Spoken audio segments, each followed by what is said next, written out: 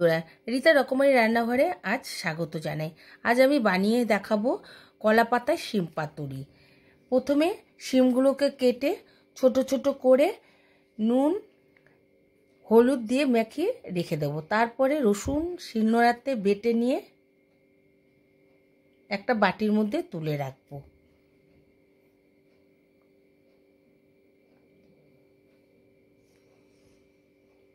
তারপর সাদা সর্ষে, কালো সর্ষে, লঙ্কা দিয়ে বেটে নেব।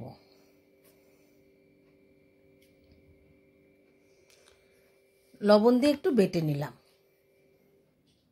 বাটা হয়ে গেলে একটা বাটির মধ্যে তুলে নেব।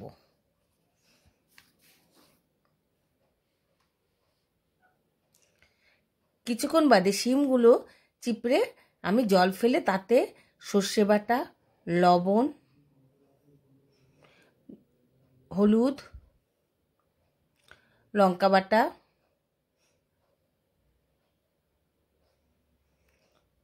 কালো জিরে, ধনেপাতা বাটা, পেঁয়াজ কুচি, রসুন বাটা, চিনি, টমেটো কুচি,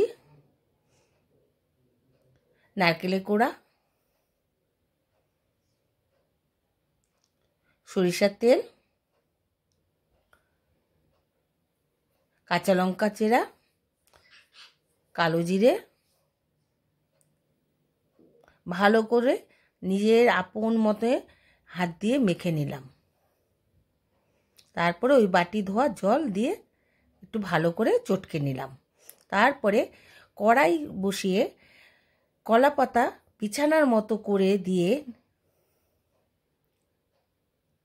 তাতে মাখানো শিম কাটাগুলো কড়াইয়ের মধ্যে কলা পাতার উপরে দিয়ে দিলাম।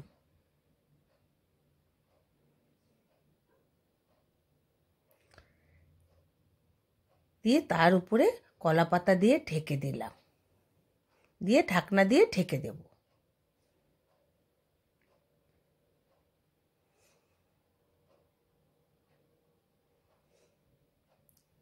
কিছুক্ষণ পর ফিরে এসে কলা পাতা সরিয়ে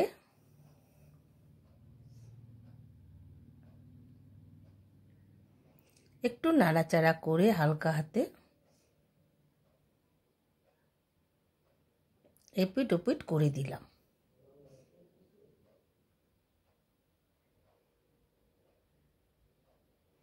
আবারও কলা পাতা দিয়ে ঢেকে দিলাম।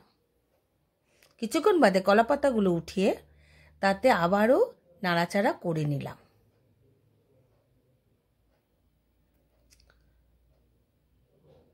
এভাবে আমি তৈরি করে নিলাম শিম পাতুরি।